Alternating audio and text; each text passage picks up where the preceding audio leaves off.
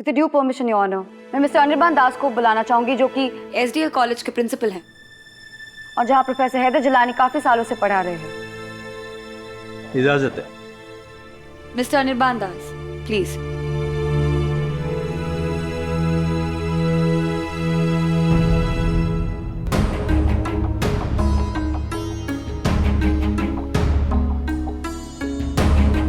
सो mister Das, Haider Jilani आपके college में कितने साल से प्रोफेसर रहे हैं? पिछले 11 साल से। 11 साल से। और पिछले 11 सालों में उनके अगेंस्ट अभी तक कोई भी स्टूडेंट कंप्लेंट, पुलिस कंप्लेंट या किसी तरह की कंप्लेंट मिली आपको? मतलब against like corruption, violence, anything? Never. Mister Jilani एक अच्छे प्रोफेसर रहे हैं और इस हादसे से पूरे कॉलेज को एक गहरा सदमा लगा। पूरे कॉलेज को नहीं प्रिंसिपल साहब, पूरे देश को इस जैसे प्रोफेसर का असली चेहरा देखकर। वेल, आई थिंक कॉलेज को इस बात से सदमा नहीं लगा था कि एक प्रोफेसर ऐसा काम कैसे कर सकते हैं। आई एम श्योर कि कॉलेज को इस बात से सदमा लगा है कि उन जैसे एक रेप्यूटेड प्रोफेसर को उन पर ऐसा इल्जाम कैसे लगाया जा सकता है।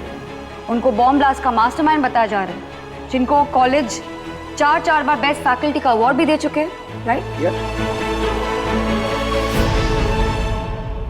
Thank you sir.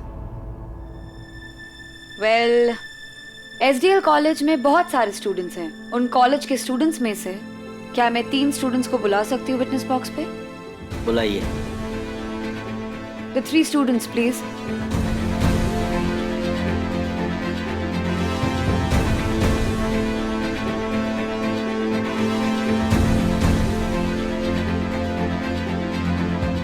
आप तीनों प्रोफेसर हैदर जिलानी के स्टूडेंट्स रहे हैं। क्या आप अपने प्रोफेसर के बारे में हमें कुछ बता पाएंगे? Professor Jilani, he is the best teacher ever. वो ऐसा कुछ नहीं कर सकते। I am sure about this. उस रात दिल्ली में जो कुछ भी हुआ, I feel very bad. I can't believe कि प्रोफेसर जिलानी एक टेररिस्ट हो सकते। नो वे। ये नहीं हो सकता। You may leave.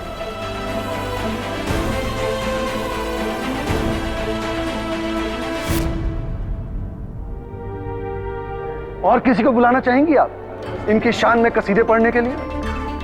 My Lord, professor Jilani कितने अच्छे प्रोफेसर हैं, उन्हें कितने मेडल मिले हैं, उनके स्टूडेंट्स उनके बारे में क्या जानते हैं, क्या मानते हैं। इन सब से यह कैसे साबित होगा कि प्रोफेसर जिलानी टेररिस्ट नहीं हो सकते?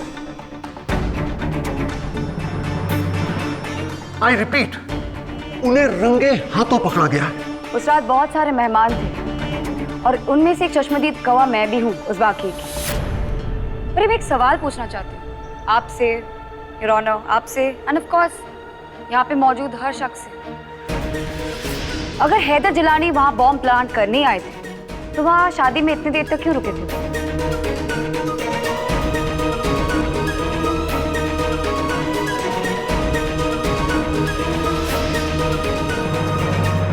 अगर ये सच होता तो क्या प्रोफेसर हैदर जिलानी अपनी वाइफ को लेके वहां से रफू चक्कर नहीं हो जाते? यह भी इनके प्लान का एक हिस्सा था माय लॉर्ड। उनका प्लान यह था कि शादी में जाओ, बॉम्ब प्लांट करो, कुछ घंटे वहां पे रहो और ब्लास्ट होने के कुछ देर पहले चुपचाप वहां से निकल जाओ। और हुआ भी एग्जैक्टली वैसा ही। बट बेचारे पकड़े गए। माय लॉर्ड, हैदर जिलानी जब बॉम्ब प्लांट करने के बाद अपनी बीवी के साथ उस पार्टी से निकल रहे थे, उसी वक्त एसीपी त्यागी अपनी टीम के साथ वहां पे पहुंचे और उन्होंने हैदर जिलानी उनकी वाइफ को वहां से निकलने से रोका, क्योंकि तब तक पुलिस को पता चल चुका था कि शादी में बॉम्ब प्लान किया जा रहा है।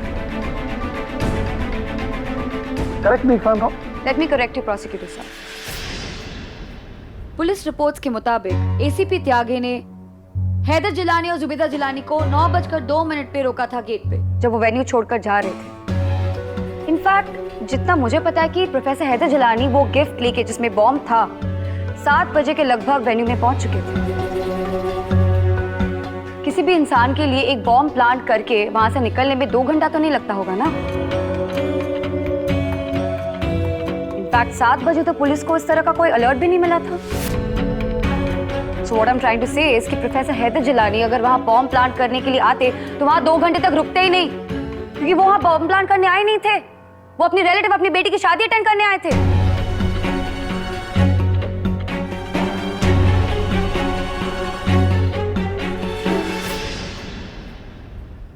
माय लॉर्ड, जैसा कि अभी अभी डिफेंस लॉयर ने कहा कि प्रोफेसर जिलानी अपनी बेटी की शादी अटेंड करने आए थे, मैं इनसे यह पूछना चाहता हूं कि कोई भी आदमी अपनी बेटी की शादी बीच में छोड़ के कैसे जा सकता है?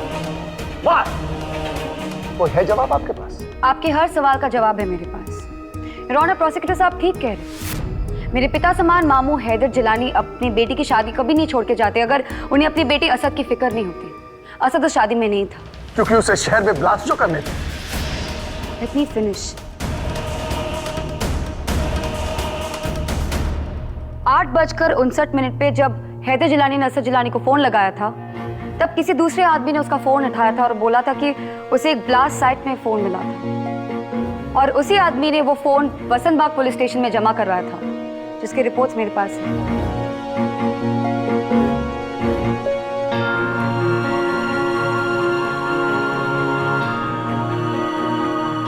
योर ऑनर, अगर एक पिता को अचानक पता चले कि उसका 18 साल का जवान बेटा उसका फोन एक ब्लास्ट साइट में मिला है, तो वो कैसे रिएक्ट करेगा? वो सब कुछ छोड़ छाड़ के उसकी तरफ ही जाएगा ना, उसके पास पहुंचने की कोशिश करेगा। हैदर जिलानी ने भी वही किया। वो तभी सबको छोड़ छाड़ के अपनी वाइफ के साथ अपनी बेटी के पास पहुंचने की कोशिश कर रहे थे, तभी एसीपी त्यागी ने उनको गेट पर रोक दिया और पूरे वेन्यू की तलाशी लेनी शुरू कर दी। माय लॉर्ड, मुझे तो समझ नहीं आ रहा कि ये क्या मनगढ़ंत कहानियां बना रही है मिस रामाकृष्णन। सॉरी, अब तो आप मिसेस सिन्हा है ना, right?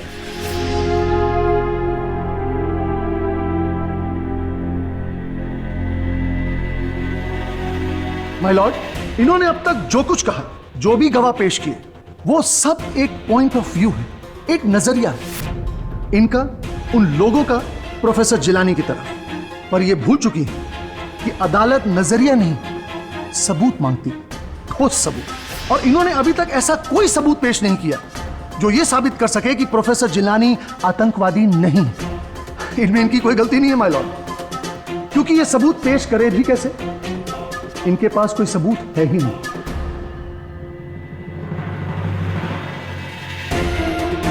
My Lord, professor Jilani का लाइव बॉम्ब के साथ पकड़े जाना, उनके बेटे असद जिलानी का ब्लास्ट साइट पे पकड़े जाना और बाद में मारे जाना, प्लस वो दो लड़के रवि और राजेश जिनकी लाशें पूरी तरह जल गई थी, कंफर्म टेररिस्ट थे। उनकी जैकेट्स में आरडीएक्स था और वो असद जिलानी के बेस्ट फ्रेंड्स हैं, क्योंकि इन गवाहों में से कोई नहीं जानता था कि वो दो आतंकवादी प्रोफेसर हैदर जिलानी के दूसरे अपार्टमेंट में रहते थे।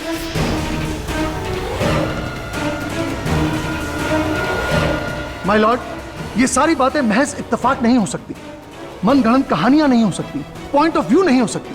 ये सारी की सारी बातें एक सबूत है, ठोस सबूत।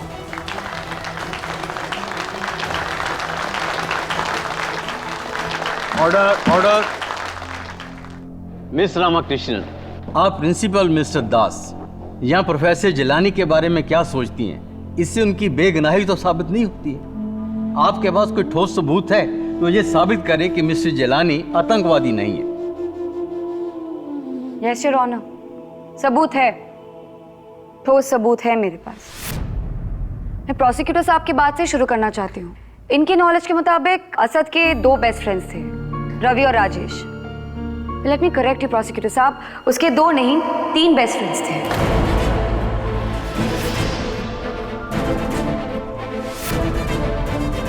योर ऑनर, इस कहानी में सब कुछ सही है, बस एक कड़ी मिसिंग है और उस मिसिंग कड़ी की वजह से पूरी गलतफहमी हुई है।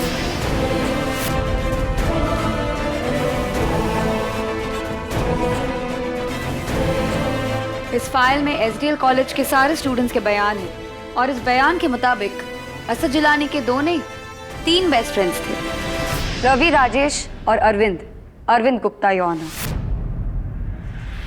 प्रोफेसर हैदर जिलानी के फ्लैट में ये तीनों एक साथ रहते थे, रवि, राजेश और अरविंद। फिर अचानक ब्लास्ट के बाद अरविंद एब्सकॉन्डिंग हो गया, गायब हो गया। और किसको ठहरा गया दोषी? रवि, राजेश और असद। उनको टेररिस्ट कहा गया। अरे आप जिस मिसिंग लिंक की बात कर रही हैं वो तो बताइए। वो मिसिंग लिंक है अरविंद। योर ऑनर, अरविंद गुप्ता, पर उसका असली नाम किसी को नहीं पता क्योंकि वो हमेशा से अपना नाम अरविंद गुप्ता ही बताया करता था। मैं अदालत से अपील करूंगी कि वो जल्द से जल्द पुलिस को हिदायत दे कि अरविंद गुप्ता को ढूंढा जाए, क्योंकि अरविंद गुप्ता के मिलने के बाद ये केस आगे बढ़ेगा और दुनिया के सामने हर सच आएगा।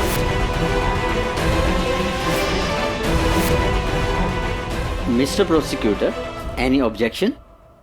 माय लॉर्ड, कुछ लोगों ने इस बात को टेस्टिफाई किया है कि उन 2 टेररिस्ट लड़कों के साथ एक तीसरा लड़का भी रहता था, लेकिन शूट आउट और ब्लास्ट के दौरान किसी ने भी उस तीसरे लड़के को नहीं देखा। अब स्वाधीनता जी का यह कहना कि वो तीसरा लड़का अरविंद गुप्ता ही टेररिस्ट है, माय लॉर्ड, यह बात कुछ अटपटी सी लगती है।